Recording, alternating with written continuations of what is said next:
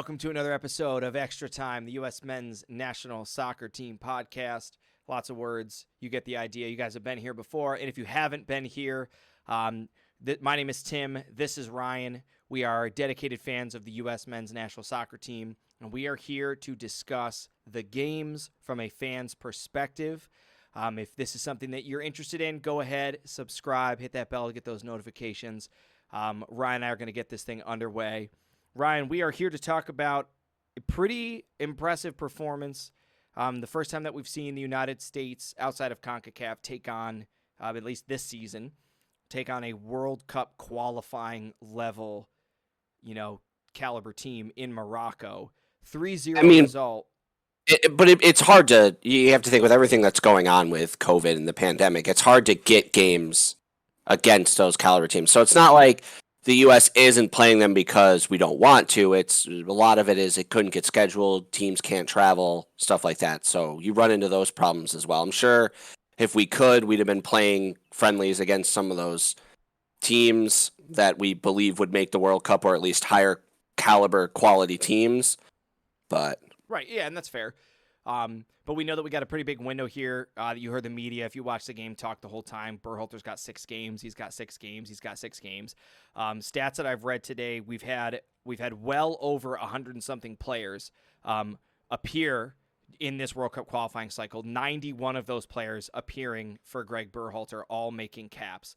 When you think about a squad, of 11 guys, right? A roster that you could take of 23. What is your gut reaction there to hear 91 different players help get us there?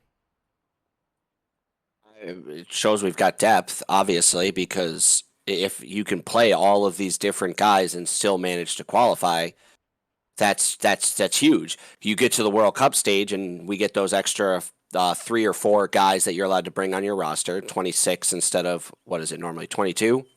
Yeah, 23 or something like that, yeah.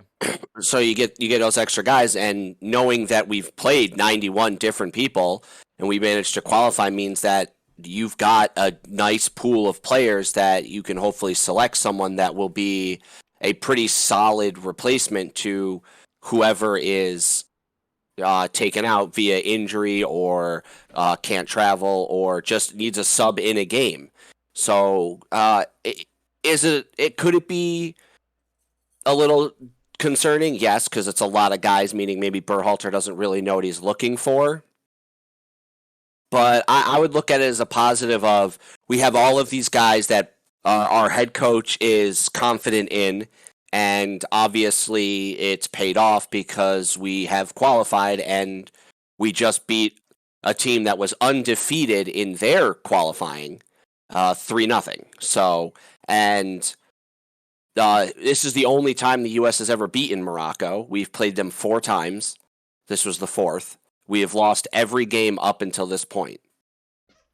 Yeah, I completely agree. I agree with you on the depth comment. Allie's at a bachelorette week thing, so it's just me and the pups here, so you're going to see me distracted a little bit, keeping them in line.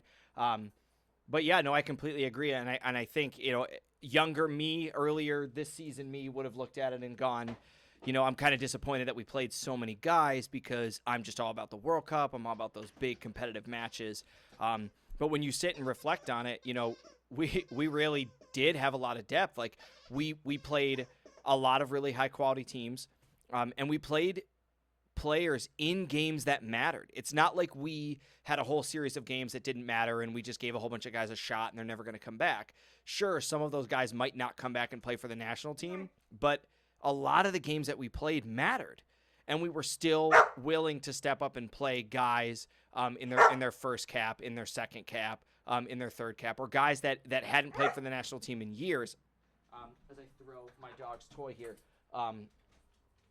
and yeah, like this is we knew going into this is a team that we haven't beaten, right? We struggle. I'm not gonna say necessarily struggle against African nations, but like they haven't been favorable. Right. There's a slight curse there. Like people, if you've followed the team for a while, you understand that when the draw was going on, I was texting Tim. We were watching it, and I was like, "Oh God, the U.S. is getting Ghana again," and just those words right there, Yeah, they as it made much your as I stomach sink a little bit, right? Like you got a little bit as nervous. as much as I don't think this year would have been anything like the last couple of times we've had to play Ghana, but if anyone has watched, Ghana is notorious for eliminating the U.S. or getting us knocked out in group play in the Right. World They Cup, caused a lot of and problems for us. so seeing an African nation that's this strong that comes out of their group without losing, and they didn't lose a game in qualifying, and to be able to not only beat them but pretty handily. I know there were some things that were a little rough. The U.S. marking in the back lost some of their guys. Um, the speed of some of the Moroccan players was a little bit overwhelming for some of the younger guys on the men's team. But those are things you can overlook when you go and say, okay, well, Morocco had one, maybe two good scoring opportunities if you count the penalty kick, three. Right. Right? But in the World Cup, that penalty kick gets taken back. There's no way it stands. If you didn't watch the game, you can go watch it. In fast play from the angle on the TV, there's a possibility that you could see a penalty. Then you watch it in slow motion, and Joe Scally doesn't even touch him. There's no contact at all. So with VAR, that would get overturned, meaning Morocco probably only has 2 chances in that game. So is that bad? Is that good for the U.S. limiting those chances? I think it's good. You're not going to play a team that makes the World Cup and hold them to 0 scoring opportunities. It's not going to happen. Right. But we did, we held them to 0 goals. And going back Correct. to your comment on Ghana, Morocco beat Ghana both times in their Africa Cup of Nations qualifying. Exactly. So this wasn't a team that was going to walk on here. Granted, disclaimer, this is a friendly. So not knowing a lot about Morocco, like I'm not sure if this was A squad, B squad. I didn't look into that too much, but we knew it was going to be a good game. We knew that they were going to play players. They're in the exact same boat that we are. They're probably it's about like guys us. out. They're probably going to play a lot of their top dudes. You heard a bunch of the guys initially, Twellman and John mentioning the teams that they played for, the club teams, how their campaigns had been banging all over the place. There were some Premier League level guys. There's actually a lot of Premier level guys on Morocco's team. Yeah, so to go into that game knowing this is a high caliber team, they're looking to do the same things that we're doing, and give up a handful of chances is to be expected, right? We'll discuss those, how we felt. I'm sure we gave up a handful. I'd say we gave up a couple. Right, and we'll discuss those in a second, but to walk away shut out, a 3-0 performance, fairly dominant, I think I don't really think there's too much to be upset about. How did you feel before we get into the game, right? We was kind of given all the random talk, squad players, all that stuff like that, the depth chart and all that. We're narrowing things down, right? That 91 players is very quickly becoming 26. Okay. Before we talk about that, let's look at some of the media. I know you had done a bunch of research looking at the various ways. Ryan and I really like to talk about the way that the media portrays U.S. soccer, whether it's good, whether it's bad. Before your articles, Christian Pulisic, on the field interview after the game, brings up, why is there nobody here? Right? Why do I look and see empty seats? Right? Why do I look and see lots of Moroccan fans? And yeah, it was more of a stab at why is there not many more Americans than there are Moroccan players? Like it was almost an even split. Well, but we didn't even sell the stadium out. Correct. And I don't think that has anything to do with the fans. And I'll say my little bit and then you can tell me what you think about it. But I personally think, and I'm sure you're going to agree with me here, people would be there if they could afford to be there. And with gas prices going up in the United States and the ticket prices being minimum for pretty crappy seats, like you're all the way up at the top, $90 minimum, plus then you got to get yourself there, pay for parking most likely, and all that. You're looking at like $200 unless you live in Cincinnati, because if you don't live in Cincinnati and you live out of state, you're probably getting a hotel because the game's done at like 10 o'clock at night. You're not going to want to have to drive home that late, especially because it's going to take you an hour just to get out of the stadium. Right. So I mean, I'll calculate the cost for me, right? So if I had to think about me going to this game, I got to go. I have a 3 hour drive, right? So I got to go all the way to Cincinnati and all the way back. You're It, probably using a whole one tank of at gas. least a whole tank of gas. So given the car that I have and given what gas prices currently are here, there's at least $50 Yeah. in just gas. Okay. I got to eat. We'll give hmm myself $12 there, right? So now we're at $62. That's if you eat there. That's if you eat there. If you decide No, to I'm eat just saying. before I'm the just saying game, eat on the road somewhere, right? Like, and granted, yeah. maybe $12 is a little more than you would spend, but let's throw that in there, right? So we're about $60.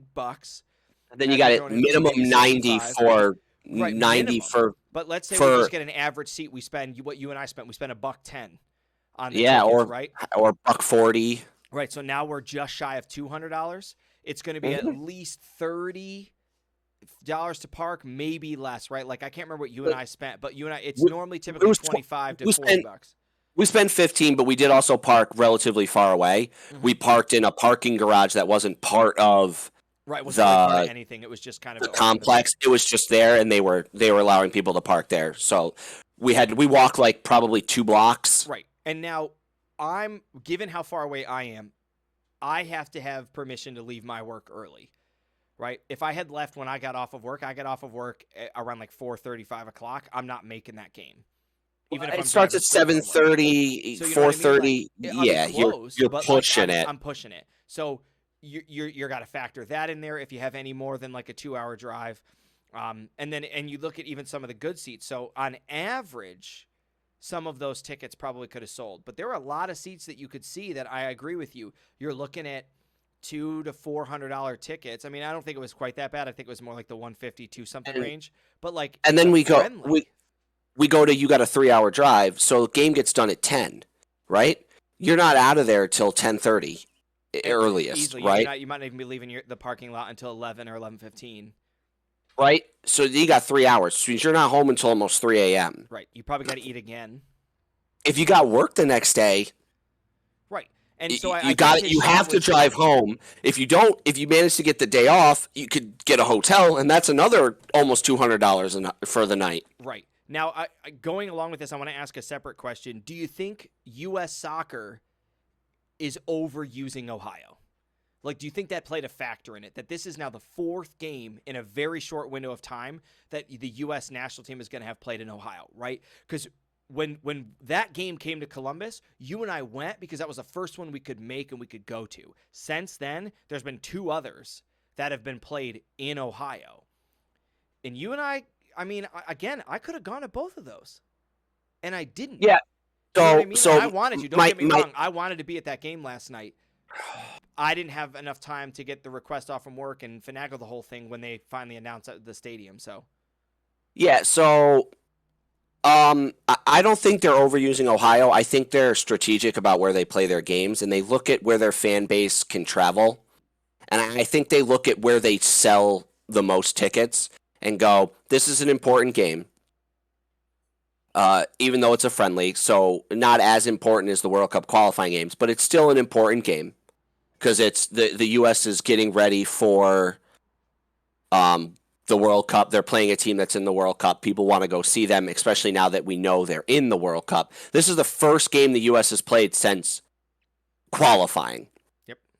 So this is the first game people could go to knowing the U.S. is playing in the World Cup. Right, we can get hyped So, about this. We're not just gonna watch a bunch of C tier players who correct. have 4 years Play a to friendly go. against a nobody. Yeah. Yep. So I think that plays a factor in where they decide to play. So I think they look at, well, every time we've played in Ohio, we've sold out. And why did they sell out? Well, those were World Cup qualifying games or or like a Nations League game or Correct, yeah. something like that, right? So you're more likely to sell those out.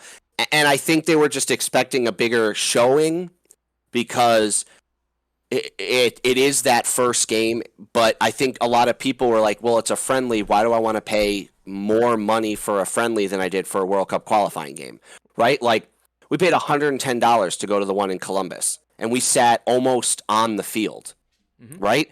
Those tickets for this game, this friendly against Morocco, and I get it's Morocco instead of El Salvador, But right? it's We a went to friendly, right? we But went it's to a El friendly. Salvador. Correct. But we went to see El Salvador, who's basically a nobody when it comes to World Cup. Like, Morocco at least was had been playing very well. Has a fairly decent world ranking. Yeah, so we paid $110 for those seats each. Those same tickets for this friendly, I was looking $249 for basically the same place we sat, behind the goal, bottom tier, but near the top of the bottom tier. $249. That's double what we paid for a game that actually mattered. Right, and so the couple theories that sort of roll around here are Christian Pulisic is probably not necessarily actually upset at fans. It's probably one of two things. Either he's disappointed in the U.S. Soccer Federation for the way that it's pricing tickets, or my theory, he's trying to get people fired up. He's really upset at the United States culture around soccer, and so what he's saying is, the people that are here, I see you. I see that you're a fan, and I want you to know that I'm excited. I'm happy that you're here. But everybody else who doesn't know us, who doesn't care, who's not in this boat, like, I'm kind of disappointed. And another thing that has happened recently, I'm sorry to keep cutting you off, you're fine. I don't think matters. I don't think this is playing a role in it. Okay, so I'm going to say that. But what I do think it might be playing in is just raw emotions, right? Just general emotions of players, is that the equal pay has happened, right? Yeah, so, that is true as well. And now I don't think that Christian Pulisic is upset or not upset, and that's why he's addressing fans. I mean, the selling out of the stadium isn't going to affect any of the pay that way. It doesn't affect any of those things, so that's not why I think he's getting in it. But there just could be, who knows what those players went through, right? Yeah. Who knows how many, if he's been badgered by a million different news agencies, and he's declined to comment every time, and he's getting harassed in his direct messages. Like, we don't know what's going on in Pulisic's world, especially after the Premier League is done, right? That whole thing ended. Chelsea fans are using him as a scapegoat. Who knows? Like, Pulisic has a lot on his plate, and so maybe he was just thinking, man, I was really hoping to come home to people who loved me and a packed house. Correct. And I see empty seats. And I think he did come home to people who loved him. And to go to your comment about how he said he sees people and they're there and he's trying to get U.S. soccer fired up, right? So put it in perspective. If you look at a regular season football game in Cincinnati, that sells out, right? That sells out. Doesn't matter who they're playing. Cincinnati could be playing the worst team, like the Jets, right? The team that finished in dead last this year for football. That stadium is still going to sell out. Why? Because Cincinnati supporters support their football team. Right? And they don't care what. When's the last time the Toronto Maple Leafs didn't sell out? You know what I mean? Correct. They sell out. And the Penguins. MSG sells out. The Penguins sell out like they have a culture. Yes. So, and those people will pay $250 for nosebleed seats for a football game. Right? People will go to a football game and sit in the middle of like nowhere, being barely able, you're like as far away from the game as possible. They still have a blast. They're still there to support their team. So why doesn't that happen with soccer when prices are not as expensive? Right? For the same price to sit in the top tier of like a football game in Cincinnati, you could be sitting almost on the pitch for a U.S. men's soccer game. And I think that might be more of what he was targeting, of like, because it's in Cincinnati, I'm sure he knows the Cincinnati Bengals sell out like most of their games. And they might not. Like, I don't actually know if Cincinnati sells out. I'm just using them as the example because that's where the game is played. Any football team. Just pick a football team that sells out. You know what I mean? Correct. Like, because I know the Giants sell out. Or near their stadium, I know the Giants sell out. I know the Green Bay sells out because it's Lambeau Field. And I feel like if they can sell out for those prices, and you're basically only getting people from that city, right? Like, people aren't driving from. I'm not driving from the couch. Just keep going. That's okay. I'm not driving from New York to go to Ohio to watch the Cincinnati Bengals play a home game against a bunch of teams. Now, I might go, if I'm a Cincinnati fan, I might go to see them play Buffalo, but you're only going to, and if a football team can sell out their stadium to basically just the home crowd of basically people from an hour, 2 hours away, why can't U.S. Soccer sell out a stadium when people like me drive 8 hours to watch them play a game, right? Like, why can we not sell out? And I just think there's that, I don't want to say stigma too, but people aren't willing to pay as much for Right, we got to U.S. men's soccer, right? We got to create because that culture. because what has U.S. men's soccer ever done? Nothing, right? Like, people look at it and go, we don't have a star, on our crest, on our jerseys, right? Everyone else that we play against in the World Cup, basically, like, not everyone does, but the big name teams do, and the U.S. hasn't even like finished top 4 in most people's lifetime. The other part about most U.S. professional sports is you just got to make the playoffs, right? Yeah, true. And most teams in the playoffs have a shot. I mean, look at the teams that are in the finals, right? The conference finals, right? Speaking of having a shot, I got something to say when you are done with this thought, and because it has to do with having a shot. Got you. Okay, so when you think about that, the big difference between soccer and American sports is making the World Cup doesn't mean anything as far as winning. Yeah, making the knockout stage does. Right, it does. But, like, the 8th seed has won the Stanley Cup before, right? The bottom seed, the wild card, has won a Super Bowl. Like, fans get excited when their team makes it. Soccer's a little bit different. Like, I'm not saying I'm not excited that the U.S. is in there, but I looked at our group. It's the underdog is a lot harder to pull off in soccer. Especially when you're not playing a best of whatever series. It's Correct. a lot like football. Like, if it's one mistake in the ball doesn't bounce your way, one guy's hand slips and you fumble the ball, like, it's things like that. And in soccer, it's so punishing, and there really isn't a rebound. There really isn't a chance to sort of come back and do it. But yeah, what's your shot comment here?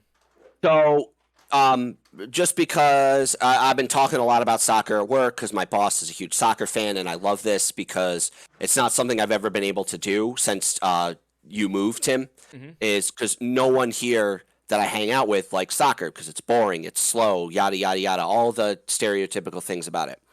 And we were at work one day, and she told me that someone had told her that the U.S. men have an 80-1 odds to win the World Cup. 80-1. So most people look at that and go, well, that ain't happening, right? The exact same thing happened in the Kentucky Derby. Rich Strike was 80-1 odds to win. Yep, and he won. So, and if you didn't see that race, he came back from deep. I mean, that horse was nowhere in that race with a long wait or with not a lot of time left and closed that gap. I'm not saying that means the U.S. is going to win the World Cup, but I'm saying, like, we made it. 80-1 is not bad odds. There are horses in races that have 256-1. Yep.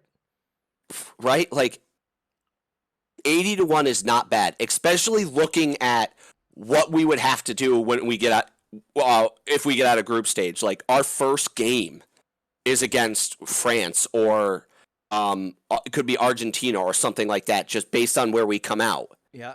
Right, depending on where we finish. Like, who knows? I think, you and I are speculating it's going to be the Netherlands, but it could be a bunch of teams. So you run into this. Yeah, okay. The U.S. men's team hasn't ever done anything, but that's not true, right? Like, we beat Mexico 3 times in the same calendar month, right? That's doing something. And that's the best part about U.S. soccer right now. That's never been done before. Like, that's like, we have never beaten Morocco in a competitive game, period. Right.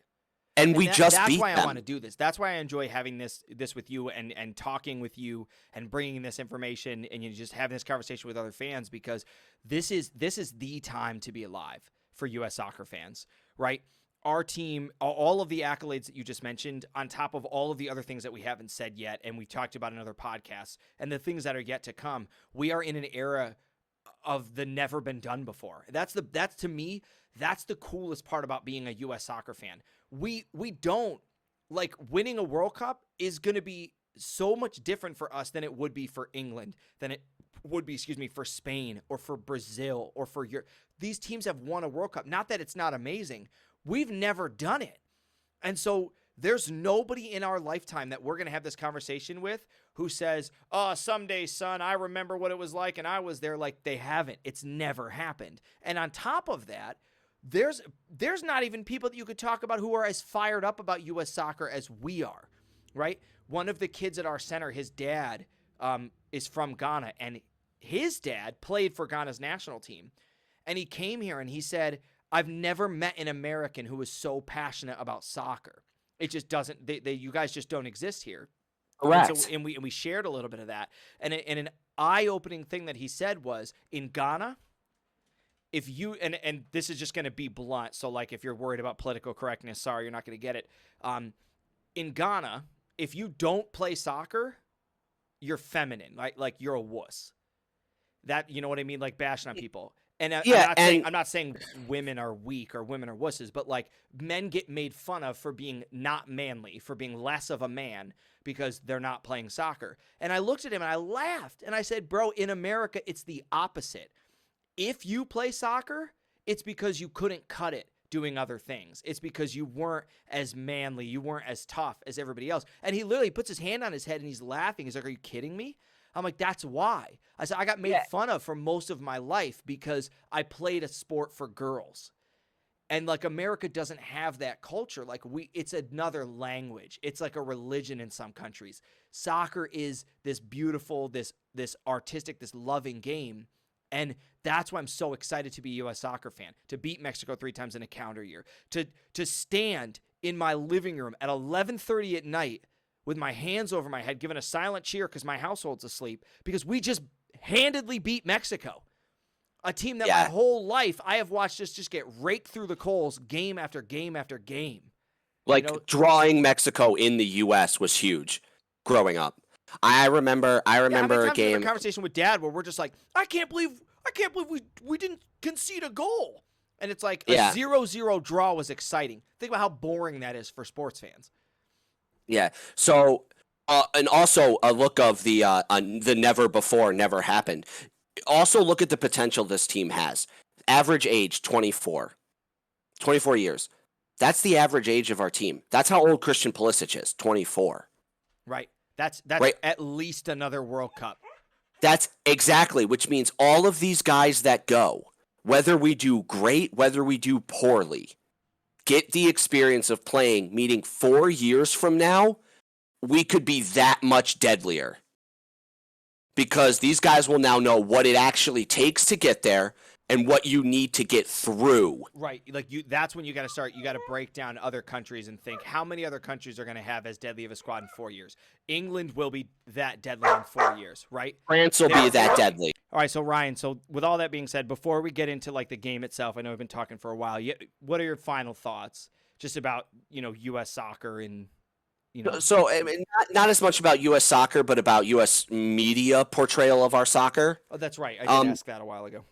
Yeah, that's okay. If you look at if you search news for a U.S. men's national team, and I've got it up on my other monitor over here, the 5 of the top 6 headlines that I see are about Christian Pulisic and his comments about the Americans not supporting the team and not being there. 5 out of 6, meaning on my first page, there is only one article in there that will tell me how well the U.S. actually played. Right, and if I'm not mistaken, most of the titles of those articles don't even tell you if we won. Correct. So now there's only one that I do like, and it's the roster shuffle pays dividends for the men's team as Berhalter's pre-World Cup win over Morocco. Mm-hmm. Right? So that tells us Berhalter shifted the guys around. It worked. We beat Morocco. Right? And when you click that article, it does do a good job of saying like where the U.S. played well, where the U.S. struggled a little bit, and some of the guys that, might have played a little worse than they could have performed and might have lowered their stock, so to say, of being a starter. But 6 articles I see when I pull up the news. 5 of them do not tell me anything about the men's soccer team, doesn't tell me how they played, doesn't tell me if they won, doesn't tell me who played well, who played bad. It only focuses on comments made by Christian Pulisic, which I think is bad. I don't think the comments he made are bad, but I think the media just portraying his comments isn't helping U.S. soccer. Because if you looked in the news Correct. and you searched U.S. men's soccer, everything you find is just going to be about how Christian Pulisic is upset because no one's going to games. And what is that going to tell you if you're someone who's thinking? Articles. You could write 2 articles. You could write one article that was about the game and then a second article about Christian Pulisic and how he felt, or just tack it on to the second half. You're right. You just tack it on the second half of the article. The article's not about what it shouldn't put be an article that says said. like Christian Pulisic plays phenomenally because he did. Assists on basically 2 goals because he assists on the first one and then he draws the penalty for the third goal for Haji Wright. And then underneath, put in the headline. US, put in the headline like Christian Pulisic's assist and penalty draw, or in drawing a penalty lead to U.S. win over Morocco, but Christian is unhappy with U.S. fan turnout showing an issue for U.S. soccer, or which it really isn't, right? Like this is like one of the. And then the headline is still like, wow, Christian Pulisic played really well and the U.S. won 3-0 over Morocco. Right. But all right, so you want to get into rating these guys? Well, let's get into the game. So game starts, right? Kicks off. Let's not even talk about the starting lineup because it was basically just a thumbs up. And I didn't really necessarily have too much of an opinion because I knew we were experimenting with guys, right? And we'll get into all the guys that we got to see. So right off the bat, 4th minute, Jesus Ferreira gets a pretty decent chance. How did you feel about it? How'd you feel about him? I thought Jesus Ferreira played well. And I know there's articles out there and people are like, well, he didn't play well because he didn't score and all of his shots were blocked by the goalie or saved by the goalie and blah, blah, blah, blah, blah. And he's not strong on the ball and whatever. He's short. He's not that tall. He's young. He'll figure out the composure he needs to hold his ground because we've already seen that. He started out very weak. And you and me both were like, I don't know if this guy's going to get to keep playing. Right? And then he started figuring it out and he started getting a little stronger on the ball and he started being a little tougher and he started standing up for himself. Yeah, he can't win headers against defenders. I mean, guys don't win headers against Walker Zimmerman because he's taller than him. So is it unfair? Is it unfair to say that's a chance he should have scored? No. I mean, could he have scored? Yes.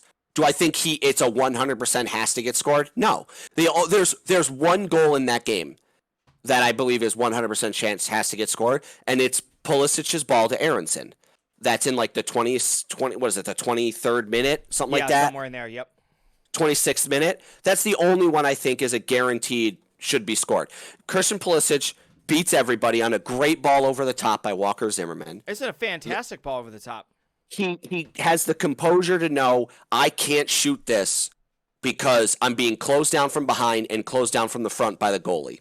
And I don't have a solid scoring opportunity there. And he sees Brendan Aronson, who's making an unbelievable run, who, when Christian Pulisic enters the box, isn't even on the screen.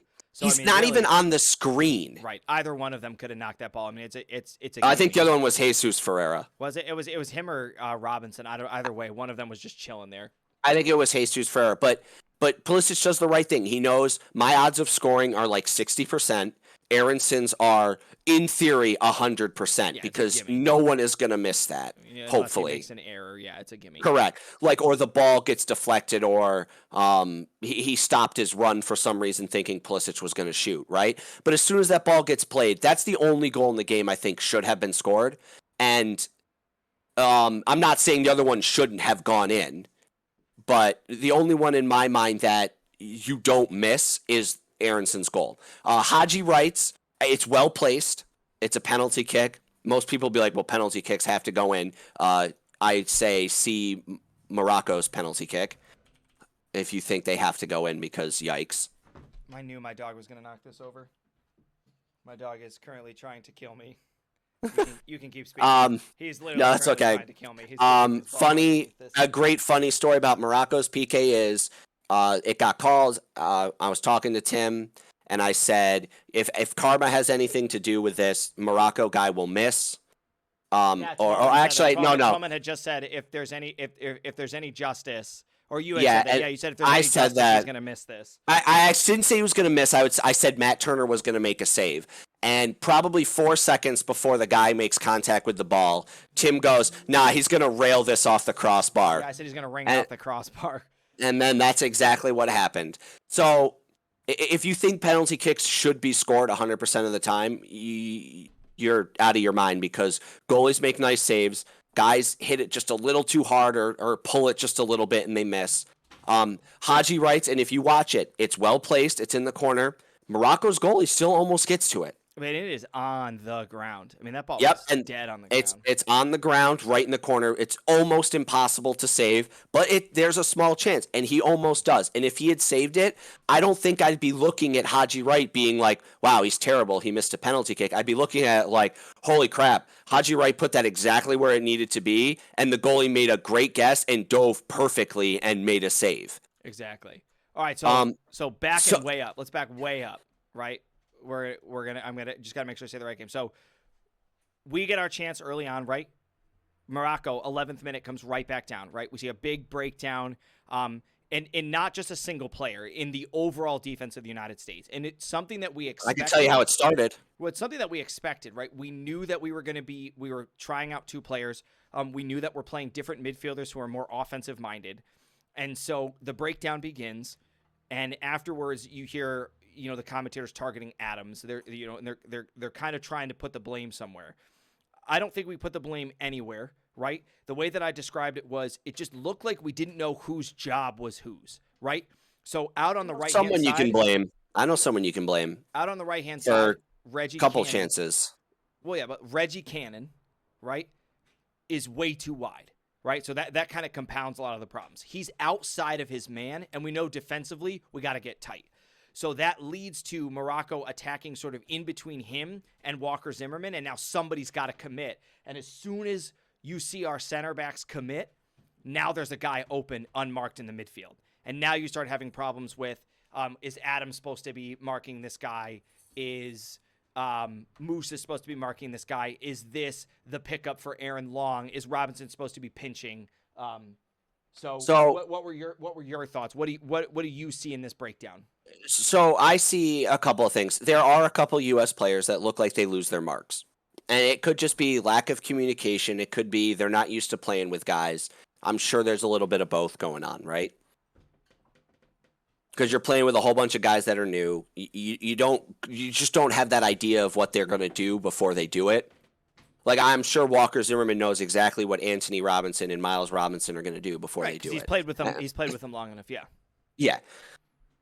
So I'm sure there's a little of that. But what I noticed a couple of times, which I was not very happy about, is Anthony Robinson decided to dive in multiple times during the game against Morocco, where he was one-on-one with a guy defending. He was defending one-on-one, and he just tried to lunge in and stab at the ball, and he got beat. Right, just overextending.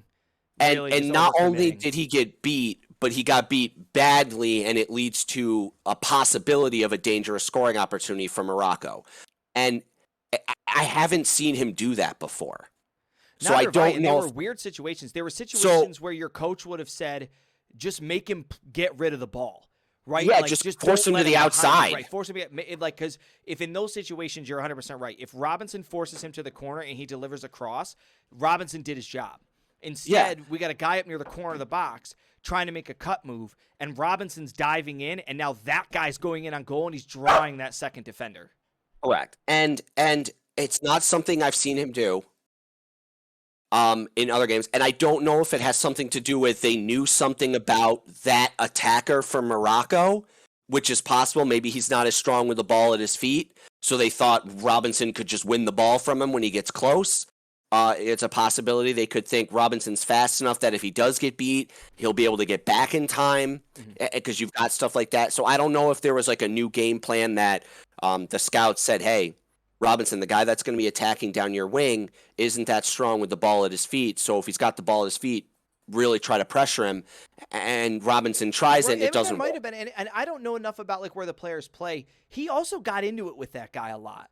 So I mean, there could have been something from previous matches, right? Like he kind of threw it, like a couple late things. Like I even remember at one point saying like, "What are you doing, you bonehead?" Like it's a friendly, like he's not necessarily a guy who loses his composure, but he's certainly not one of the American players who keeps it. Correct. And so in the back, I mean, there were times where the U.S. marking fell apart, and you'll see that if you watch highlights, because it'll be Morocco's chances. Yep. And it and really is. It's through like the first 20, 25 minutes. It's really up until the United States scores. Not that the game is 50-50 by any means, but that's when Morocco's chances come in. What's good about that is that Morocco's chances only came from our errors, meaning Morocco was not strong enough to generate their own. Correct. They really didn't. And they really exploited the left-hand flank where Aronson and Cannon are both playing sort of in a new-ish position with new guys, right?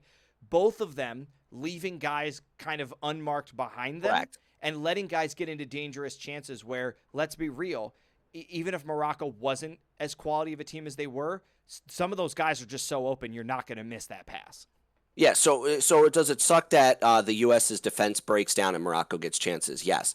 But I think the positive side to look at is Morocco has one chance in the game where it's a good play by Morocco. Morocco has a nice ball movement. They actually get a pretty solid opportunity. Matt Turner makes a great save. And Matt Turner, yeah, okay, people will be like, well, Matt Turner had to make 8 saves. Honestly, I'm pretty sure 5 of those were right at him. Mm-hmm. And were routine high school saves if they weren't hit by like a world-class striker power-wise. Right? Like, they're just right at him. He saves them. They're easy saves. 2 of them were pretty nice diving saves that he did very well with the rebound control, which I was very happy about. Which, other than the first chance Morocco had, I think is the one where he punches way out to the left. But it's still not a bad rebound control because it's past the first Morocco attacker, so it's not just an easy bang right in the open net. It goes way out to the It goes way out to the next guy, giving everyone time to move, get in position, even Matt Turner get in position, and then they just shut that down from there. So yeah, he made 8 saves, but honestly, really only like 1 or 2 were really, really high quality saves that I was pretty proud of.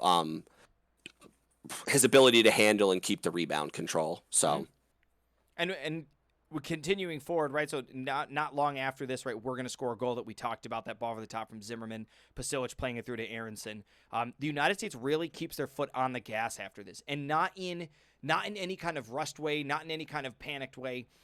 Even with the commentators saying there's a different pace to this game, even for it being a friendly. None of it felt rushed, right? So now you see the United States very comfortably in the driver's seat, doing things that we haven't done before, right? We're making a lot of chances, guys taking shots from angles they hadn't taken shots on, and really going for it. A lot of their passes and creativity in the final third were there, right? We finally have all of these chances, and not in a frustrated, well, nothing's worked before, let's just start hitting balls in places and see what happens. Very deliberate, very intentional, and felt like we got it from a number of different sources, right? We didn't have a McKinney who was going to go in there and control the midfield, but we also didn't have Jesus Ferreira playing so awkwardly that Pasilic was sort of out of place, right? Pasilic, he was able to lead our front line, but he wasn't the sole purpose. Aronson and Timothy Weah really stretching up that right-hand flank. And, the goal scored by Tim Weah, does it knuckle? Yes, it knuckles the 2 inches that you saw. And Ryan, you're a goalie. Can we overlook 2 inches, right? I'm sitting here going, oh, it's 2 inches. You should have had it, right? Like, so it depends. They're nasty with any sport. Knuckle, like hockey, a knuckling puck is dangerous. Soccer, it's the same thing.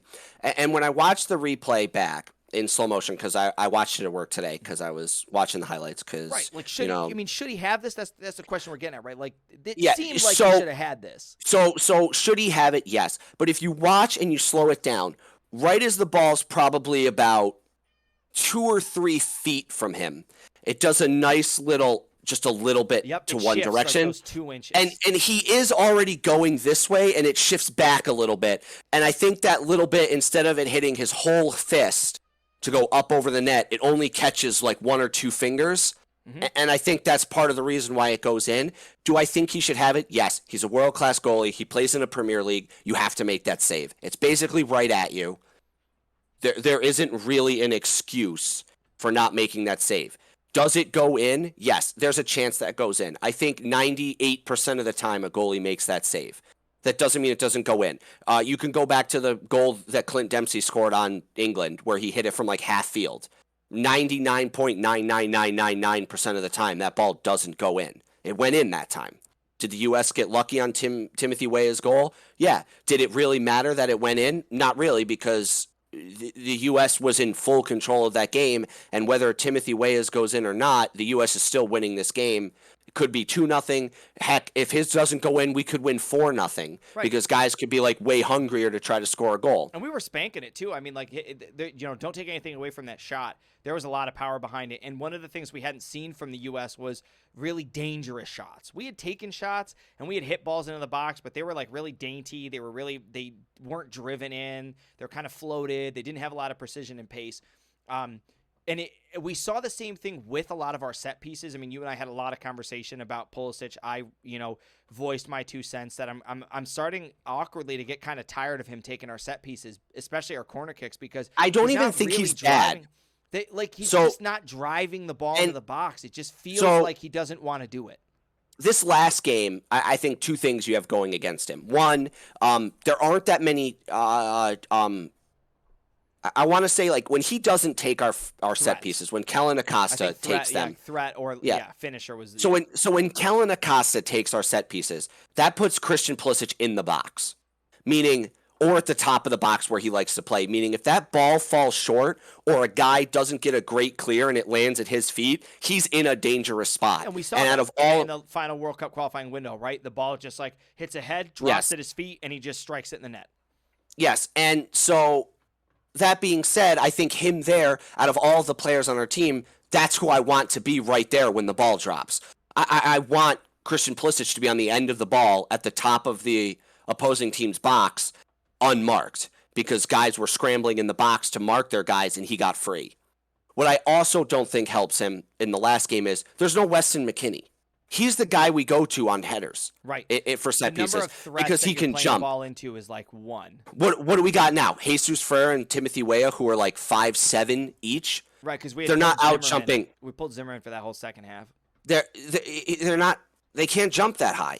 Like they might be able to jump, and I'm sure they can, but you're not out jumping someone that can jump just as high as you that's got 6 inches on you. This dog, man. He's really trying to kill you. Hey, I can see your cat. He's trying to kill me.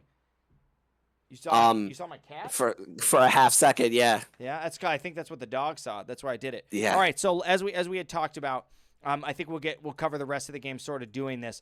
If you haven't found this article, starsandstripesfc.com, you can go ahead and find it. Let me get this light on so I don't have the contrast on my face. I don't know if after we do this, it will show us what the community has rated players, but I am curious, and so we're going to go ahead and do it and see what happens. So, Ryan, I kind of want to do it without talking first. We just go one by one, and then we say why we gave them the rating. So like I don't say mine before you pick. Right. So I say we both. We'll select one, and then we'll talk about it. Yeah. All right, so we got Matt. So Turner, right?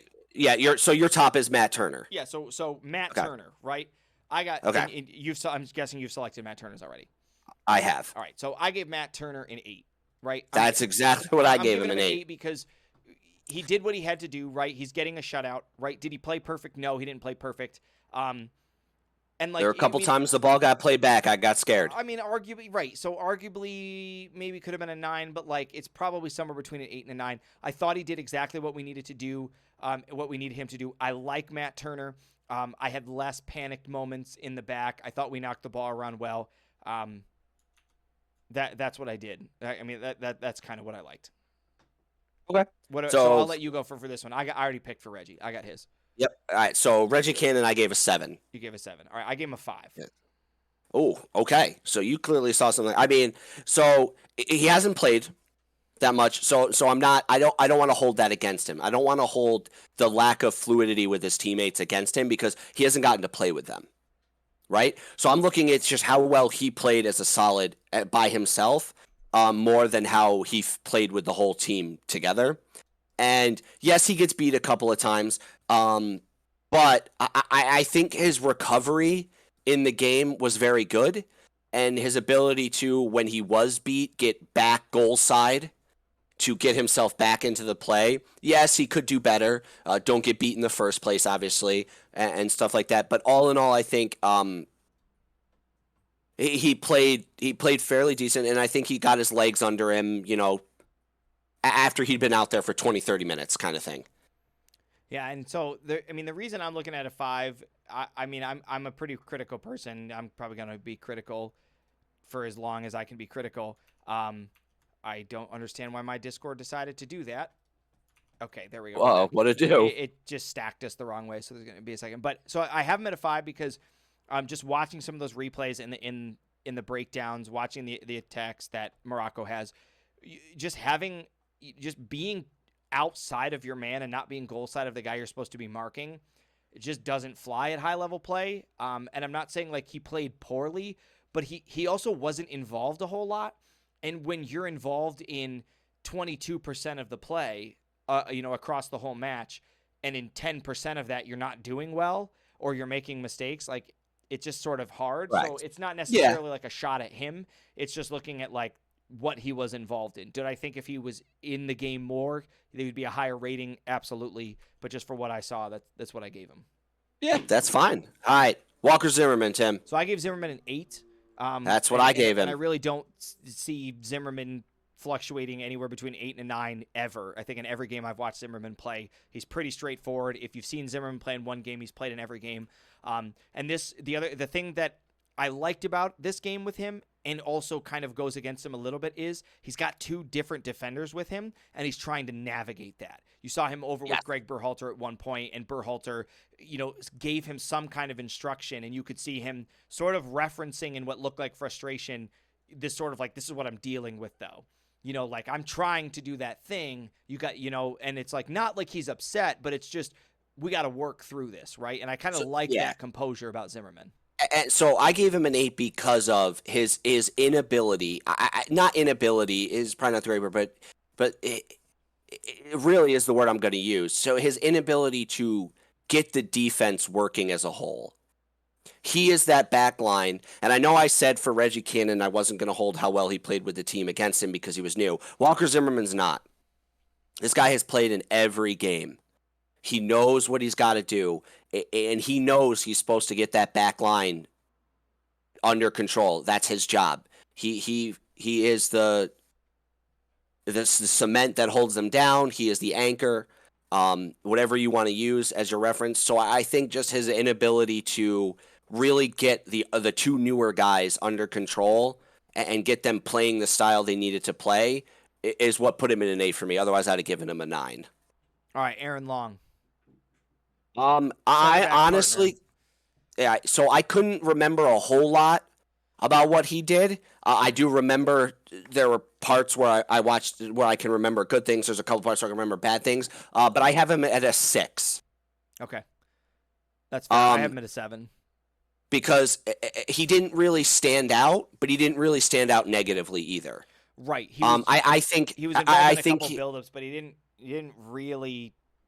And it's probably a good thing too, right? He didn't really get involved in a whole lot of stuff outside of the first 20 minutes of the game, cleaning up a couple guys and having some breakdowns.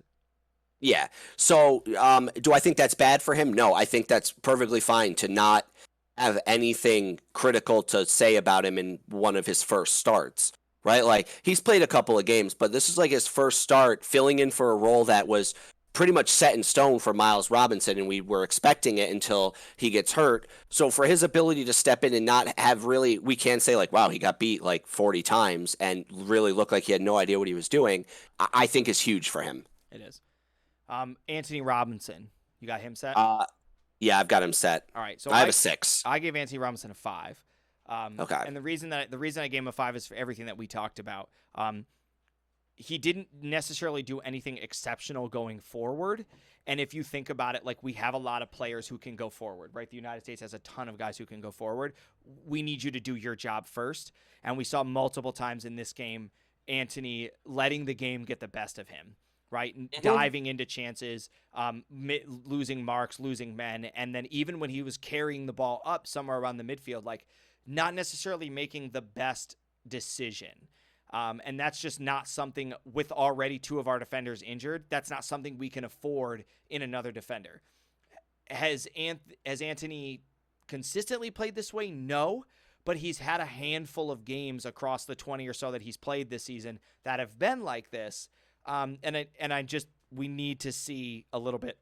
We need to see more. Yeah, and I don't really have anything else to add. I just feel like that for me is a 6, not a 5. This is where we're a little different, but that's fine. Everything you said, I agree with. I don't have anything else to add about his play. Nothing good or bad. Fair. So I think Adams. you just kind of hit the nail right there. Yeah. What about Tyler Adams? I also have a 6 for Tyler Adams, so same as Antony. Same thing. Did he look good? Yes. Did he look like what we've seen him play in the midfield? No. It did. It was a very off game for Tyler Adams. And again, I know he's got guys playing with him. Like I understand Yunus Musa normally plays with him, but he doesn't have Weston McKennie helping him lock down the midfield. And he's got Brendan Aronson in there, who is a much different type of midfielder than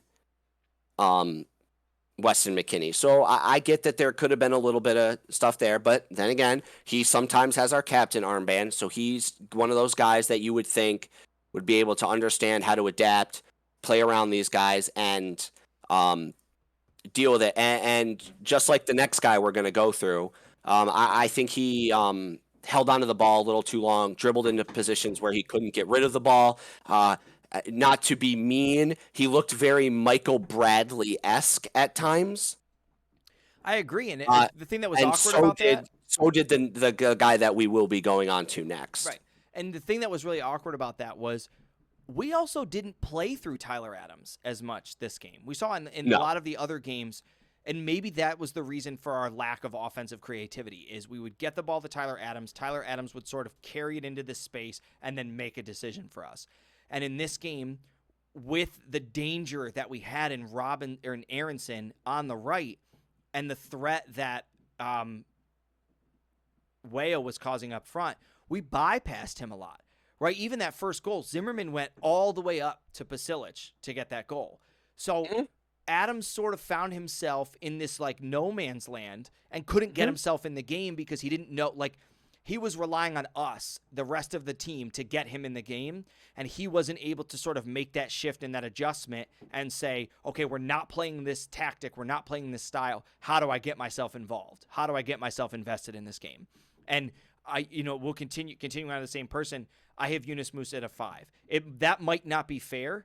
It really might not be. I don't. I have him at a 4. Okay, but most of my thing for Yunus Musa is it's hard for me knowing that I have a Giovanni Reyna and a Luca Della Torre and a Weston McKennie to want to even have you on the pitch.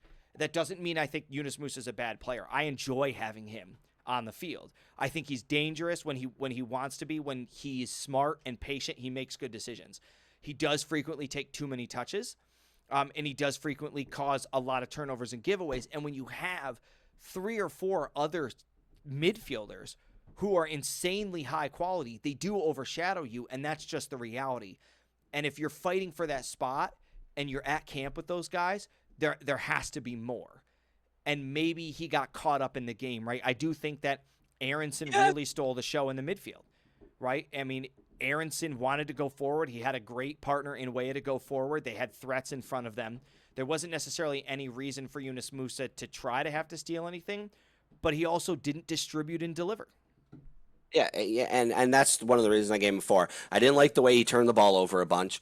He didn't seem like he knew where he wanted to go with his passes.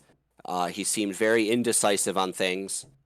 And I don't think you can have that in a midfielder, especially someone who's played as many games as Yunus Musa has. Like, he's played a lot of our World Cup qualifying games. He's been one of our go-to guys, so. So for someone that's played this many, you would think he would know what he's supposed to be like. He would know, I've got the ball at my feet. This is where I want to go with it. But instead, he gets the ball at his feet and he like looks around like maybe I'll dribble with this for 3-4 touches, Right. and then he's lost it. All right.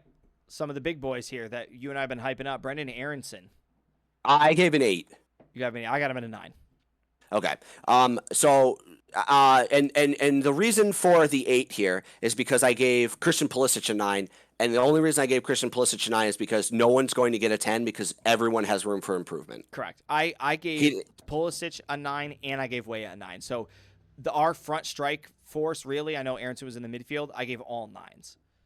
Okay, so Aronson I gave an 8 because do I think he played phenomenally? Yes. Did he play as well as Christian Pulisic? No. So I can't have them at the same. Correct. That's fair. Yeah, like I think like Brendan Aronson would have been like a flat out 9 for me, whereas like Pulisic might have been like a 9.5. Right? Maybe Aronson like 8.7. You know what I mean? Yeah. So because to start that controversy of the 9s and you're gonna say you're an idiot. I have Jesus Ferreira at a 9. I have Jesus Ferreira for the number he should be wearing. So, we're gonna get into something then later on then here as we get to these further players. But yeah, I mean, I think Aronson, we've said a lot about, right? He kind of talks for himself. Pulisic talks for himself. Yeah. Weah, I have him at a 9. I mean, not just for the goal. He's very dangerous. He stretched them consistently, and he just looked like they couldn't keep up. Yes, the reason I gave him an 8 and not a 9 is there was a couple times where guys played him a ball and he didn't check to them. And he just stood there, and then Morocco took the ball. Fair. Because they just ran past him. And I don't think you deserve a 9 when you're not willing to, yes, we're up 3-0, or yes, we're up 2-0. You still need to check to that ball. Yeah, that's fair. When someone plays, and honestly, a reason why he could have also still been a 9 is I liked his initiative to shoot the ball from outside the box. That's not something the U.S. has a lot of, and Jesus Ferreira did it a couple of times. Pasilic tried to do it. Timothy Weah did it and scored. Aronson tried it, and it was just something I made a comment to when we were watching. I was like, wow, we got a lot of guys trying from distance this game. We do. We got a lot of guys trying from distance. And I think that is big. It is. And I think that helps. I mean, I had score. An 8, so I really liked him in this game. I liked his composure. I liked the chances that he had, and I felt like he was part of the attack, and the attack was part of him. So, yes. Like, where in the other games, I felt like we were all attacking around him, and he was trying to figure out, how do I fit in this? Or he was the only one generating an attack, and it just kind of fell off. I know that both those statements kind of sound the same, but this was the first time where I felt like this makes sense. Ferreira feels like he's part of what we're doing, whether he scores or not, whether he's the number 9 or not, didn't necessarily factor into the fact that he was just effective and he was a key piece of what we needed going forward. So I thought all of his chances were deadly. I think he had three good scoring opportunities. Goalie made a nice save on 2 of them. I think one of them he did miss the net, or he just didn't get a good play on the ball, but he was in a dangerous spot. Mm-hmm.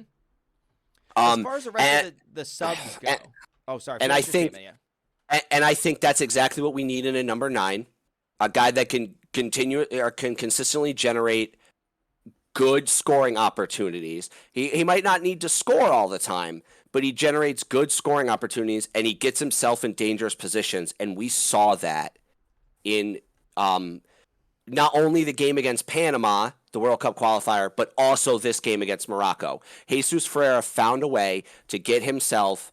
He's figured it out with the U.S. men's team about where he needs to be so that he can be as deadly as he can be on the pitch. Agreed. As far as all the subs that we have, I don't necessarily think it's fair to give them any kind of a numerical rating. Most of them we didn't really see for too much. Cameron Carter-Vickers coming in the second half, and there was not a whole lot from Morocco in the second half. So what I saw from Cameron Carter-Vickers just looked awkward, but I don't believe it's in any reflection of who he was.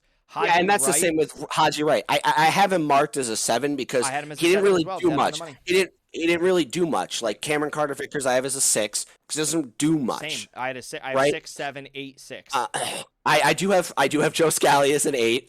Malik Tillman I have as a 7 because I did like some of his set pieces. I thought he looked good on. And Delatorre, I have Delatorre as a 6. I had Weston McKennie as a 5. Right, the guy came on like He did. He wasn't really even there, right? Like that was the point. Wes McKinney just. I got went on Greg to- Berhalter at a 1.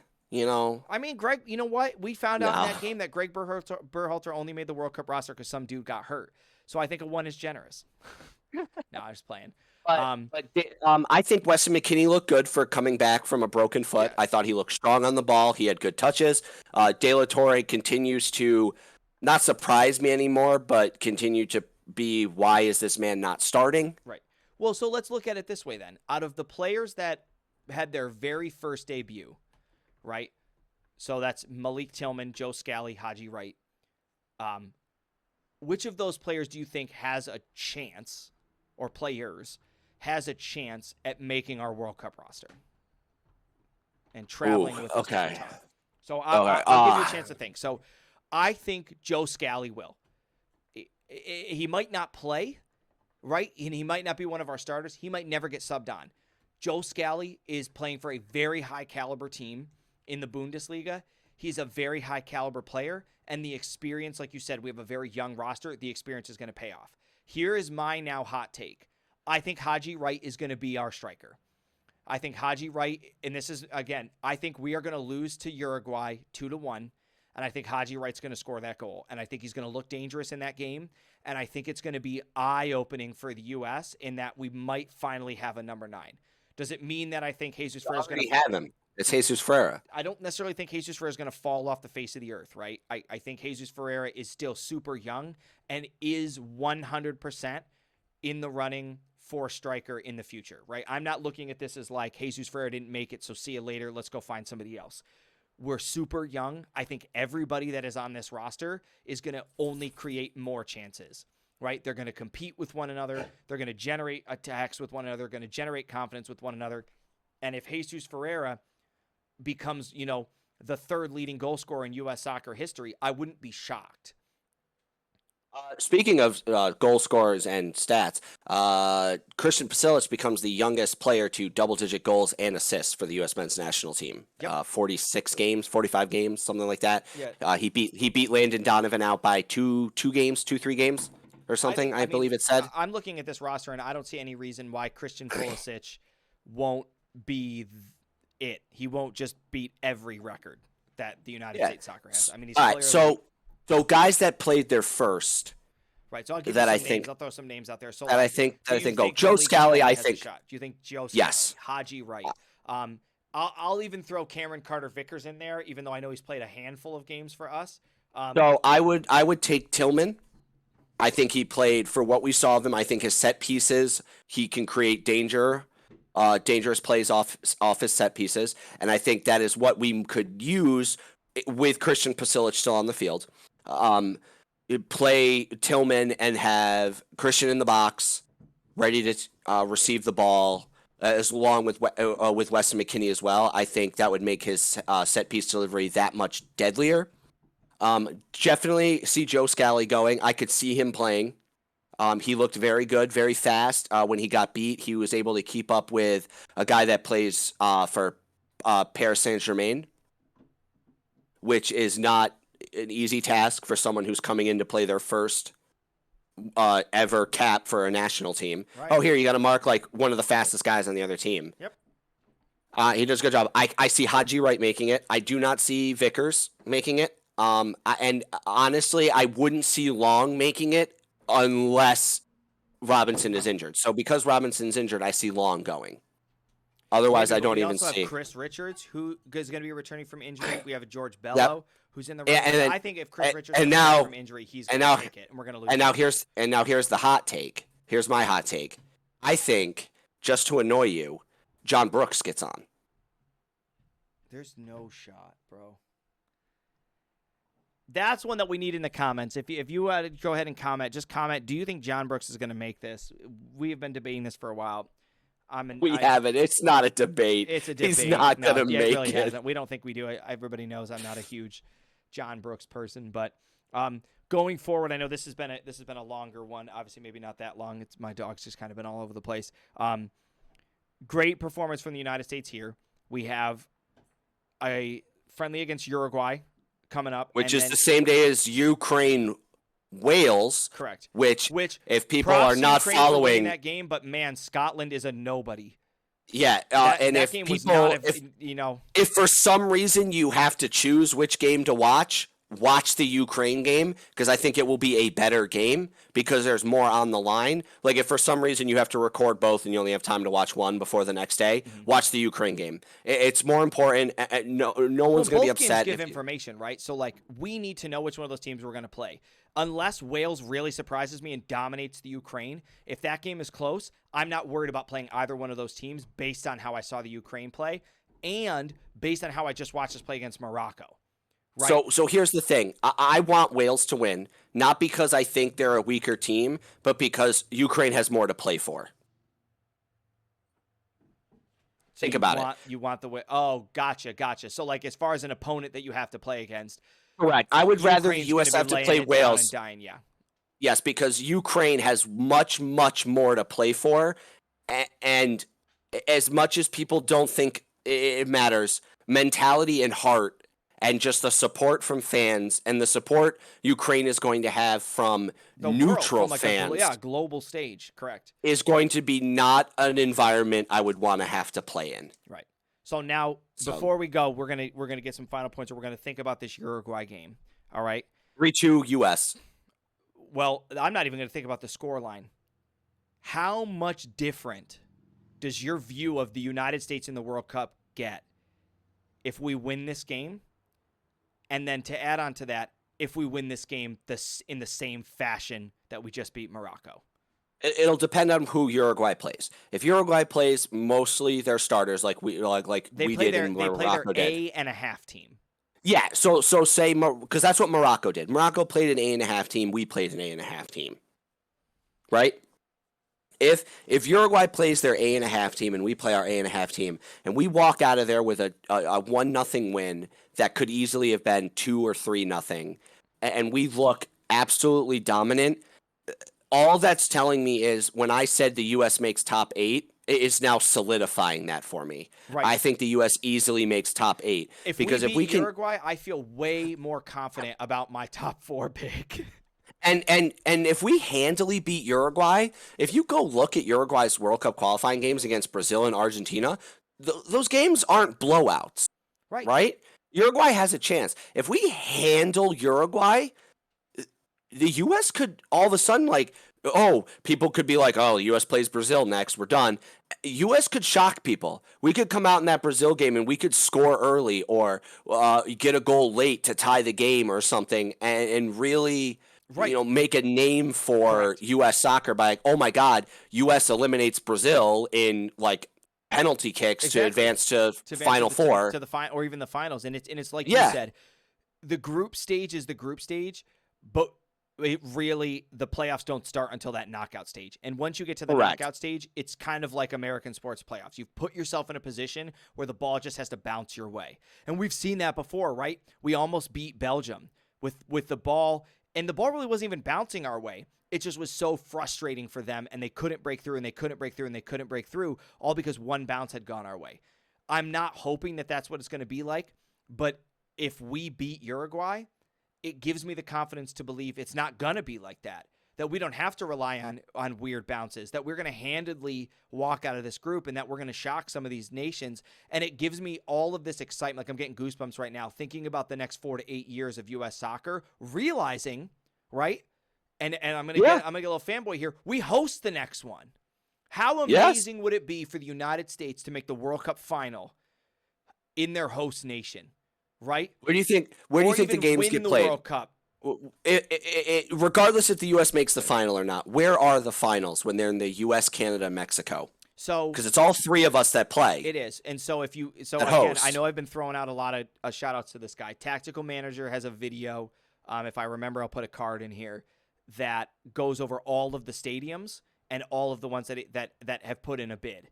He actually doesn't believe Cincinnati's going to get it, and I can't remember his reasoning.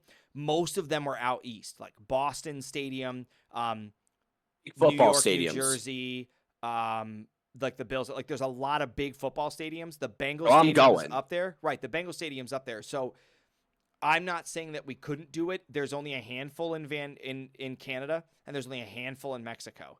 So I think the final is going to be played like in California. I could see the final getting played in Florida. I could see the final getting played in Boston, right? Yeah. If I had to think about travel and where the rest of the world is coming from, I'm probably trying to put it in like a California venue. Boston is packed. Like an East Coast venue for a World Cup final feels horrible because you're not going to fit everybody there. But if you did it in like a What do you mean? northern, What do you mean everybody? The finals, there's only 2 teams. but what I'm saying is like all the fans and all the hype.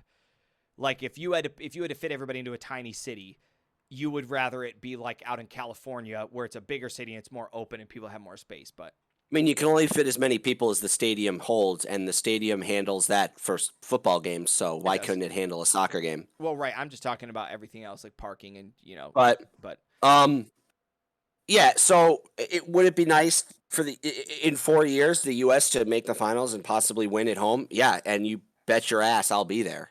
right, we're If going the to be U.S. there. is in the finals, We're I going to be don't at all care of them. where it is.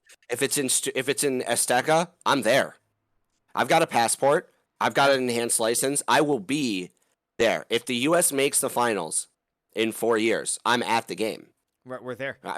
We're there. I mean, There's no. if the U.S. plays within, it actually doesn't even matter. Wherever the U.S. plays their group stage games in the United States, I'm there. I might go to all 3.